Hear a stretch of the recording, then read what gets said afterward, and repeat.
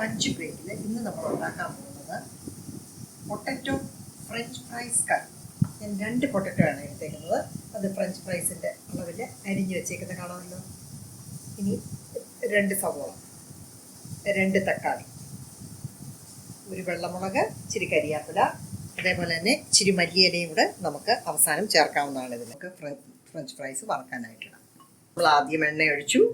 വെളിച്ചെണ്ണയല്ല, brand ഓയിലാണ് ഞാൻ ചേർത്തേക്കുന്നത്. ഇച്ചിരി കടുകിട്ടു. 2 സവോള നമ്മൾ എടുത്തു വെച്ചിരുന്നത്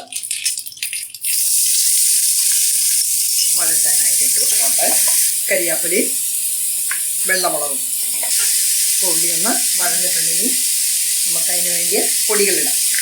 1/4 സ്പൂൺ മഞ്ഞൾപ്പൊടി, ഒരു കൊച്ചു ടീസ്പൂൺ മുളക് പൊടി, മല്ലിപ്പൊടി 2 teaspoon, garam masala 3/4 teaspoon.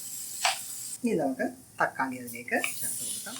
1/2 cup വെള്ളം ഒഴിച്ച് ഒന്ന് വെട്ടി തിളക്കട്ടെ. എന്നാലേ തക്കാളിയൊക്കെ നല്ലപോലെ വേവത്തും. ഇതിപ്പോൾ ചാറ് നല്ലപോലെ പറ്റിയിട്ടുണ്ട്.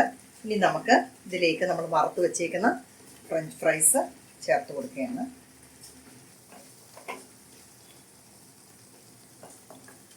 ഈ ലാസ്റ്റായിട്ട് ഇച്ചിരി മല്ലിയിലയും കൂടെ ചേർക്കാം.